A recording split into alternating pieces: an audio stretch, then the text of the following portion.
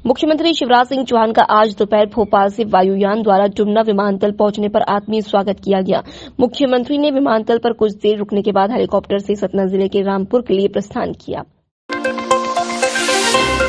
ओमती थाने पहुंचे युवक ने शहर के मध्य में स्थित समदड़िया मॉल के मैनेजर और उनके बाउंसर पर मारपीट करने का आरोप लगाया है। आयुष सिंह अपनी मां के साथ समदड़िया मॉल में केरला स्टोरी फिल्म देखने गया हुआ था। इस बीच जब वह सीढ़ी पर चढ़ रहा था तो अचानक से धक्का आया और वह और अन्य लोग नीचे गिर गए। इस बीच अचानक बाउंसर वहां पर आए और आयुष को उठाकर उसके साथ जमकर मारपीट करनी शुरू कर दी और मां ने जब बीच बचाव किया तो उसकी मां के साथ भी मारपीट की। पुलिस ने आयुष की शिकायत पर मामले को जांच में लिया है। इस घटनाक्रम के चलते युवा मोर्चा के पदाधिकारियों ने थाने में जमकर हंगामा किया। मैं अपनी मां के साथ समदड़िया मॉल में केरला स्टोरी पिक्चर देखने गया था। वहां पे जब हम सीढ़ी पे चढ़ रहे थे ऊपर तो एक बहुत ज़्यादा भीड़ थी, तो भीड़ से धक्का आया तो बाउंसर मैं गिरा, सीढ़ी से मैं गिरा नीचे गिरने के बाद 3-4 लोग मेरे साथ और नीचे गिरे। उनके साथ उनने पहले तो मेरे साथ हाथापाई चालू कर दी। एक महिला भी गिरी उसमें, क्या बोलते उनने मेरे साथ हाथापाई चालू कर दी। उसके बाद हाथापाई चालू करने के बाद मेरी माँ बीच बचाव करने आई तो उनके साथ भी हाथापाई चालू कर दी और गंदी गाली दे रहे थे। 3 बाउंसर थे और एक महिला बाउंसर भी थी और मैनेजर थे। आयुष सिंह है जो मुक्ता अग्रवाल कॉलोनी के रहने वाले हैं। दोपहर के समय समदड़िया मॉल में अपने परिवार के साथ में फिल्म देखने के लिए आए हुए थे। इसी दौरान इनका जब कहना है कि ये अचानक सीढ़ियों पर से खिसक गए और उस मॉल के बाउंसर और कर्मचारियों द्वारा इनके साथ में मारपीट की गई है।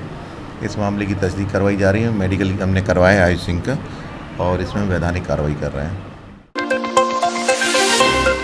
जबलपुर की रानी दुर्गावती विश्वविद्यालय में एमपी स्टूडेंट यूनियन के छात्र संघ के नेताओं के द्वारा जमकर प्रदर्शन किया गया, जहां विश्वविद्यालय प्रबंधन पर जमकर आरोप लगाते हुए छात्र संगठन के द्वारा नारेबाजी की गई। वहीं 4 सूत्रीय मांगों को लेकर छात्र संगठन के द्वारा ज्ञापन विश्वविद्यालय के कुलपति को सौंपा गया।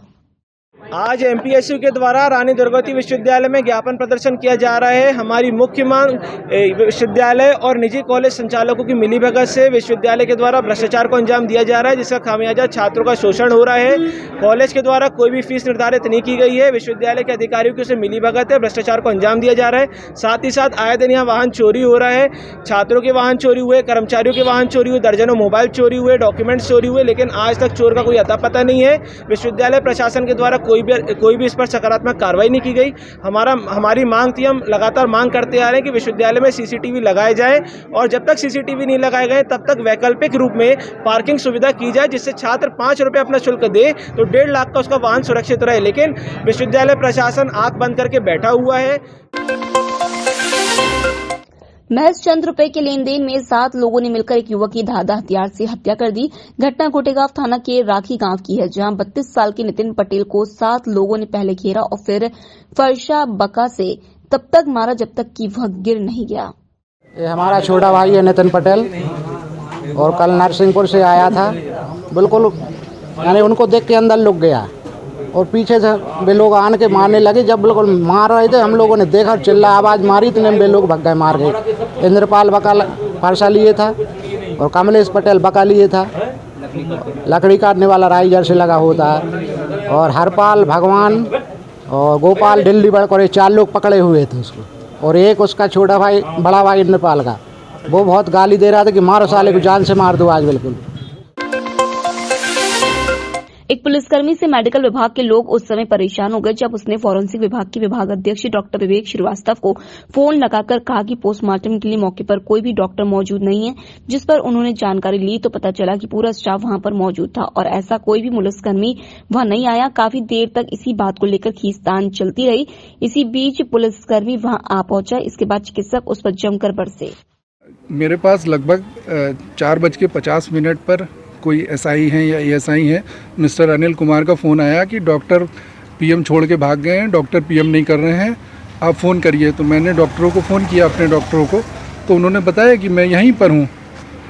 तो फिर मैंने अनिल कुमार साहब को फिर से फ़ोन किया तो वो कह रहे हैं कि हमारा सिपाही और हमारे पुलिस वाले सभी लोग वहाँ मौजूद हैं, आपके डॉक्टर मौजूद नहीं हैं। इसलिए मुझे तुरंत स्वयं आना पड़ा।